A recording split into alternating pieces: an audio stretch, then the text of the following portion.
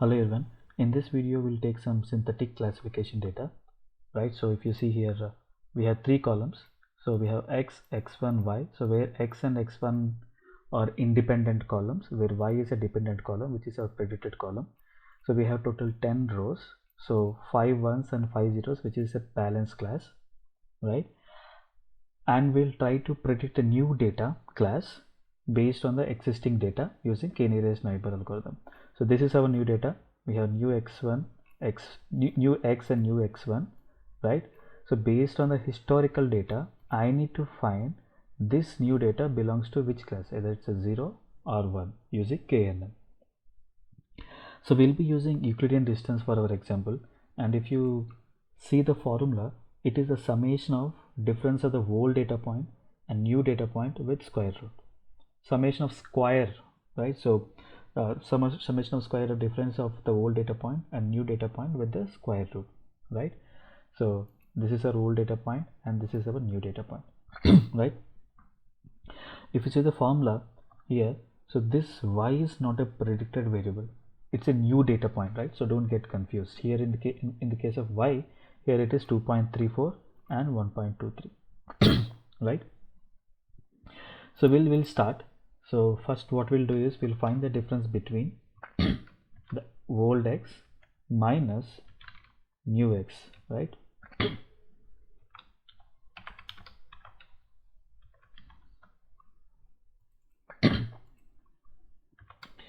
Right, this minus 2.34232 whole square, right? Great. Now x1 minus new x1 whole square. So this minus, let me, sorry, array 1.23589. Okay, so yeah, right. So now, great. Now I need to find the sum of these two, right? So sum this plus this, and we need to find the remaining variables. And obviously I need to find the at last. So now I need to find the the difference between the new data point and the old data point, square it, do it for the two columns. We have two columns, so we are doing 2 times, I mean for each column. So if I have 3 columns, then we'll do it for 3 columns, and then I need to sum it because we have summation here, right? And then the final result I need to square root, right? So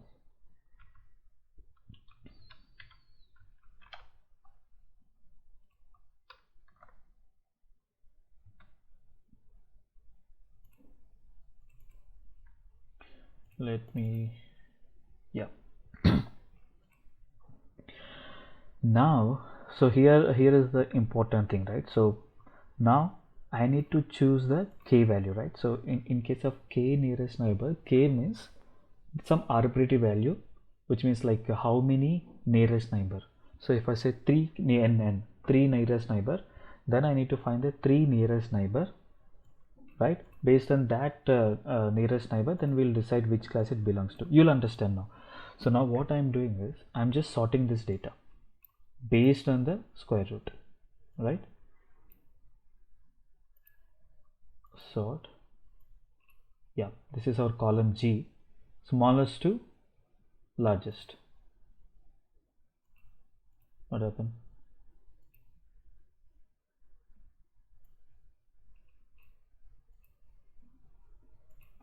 This is column G, sorry, column G. Oh, it's already sorted. Think so, yeah, it's sorted. Yeah, it's sorted. So as I said, we are taking the value of k as 3. So we need to find the 3 nearest neighbors to this guy, to the new data, right? So if you take this first 3, right, so we ordered from smallest value to the largest value, right, and then we are taking the first 3. If I say k equal to 4, then I'll take first 4 values, right. Now I take first 3 data. If you see the first 3 data, right, out of if you see, right, so we have 2 1s and 1 0.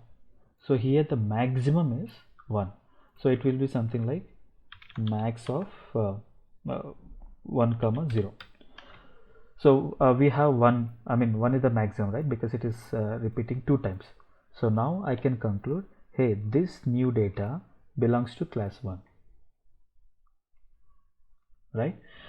So now here what happens, let's say if I select the k value as 4, let's assume, right, in this case if you see I have 2 zeros and 2 ones, so it's like a deadlock, right, so I can't select even 0 or 1, right. So selecting the k value is very important, right. So as again said, right, this is an arbitrary value, we have to try with the different options. It's one of the hyperparameter, right, so we need to tune, right. So there are some thumb rules so for selecting the k values, right.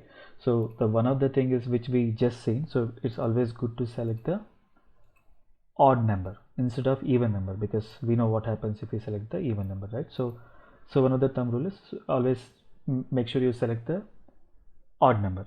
So the another criteria is right, so where you need to find the square root of n.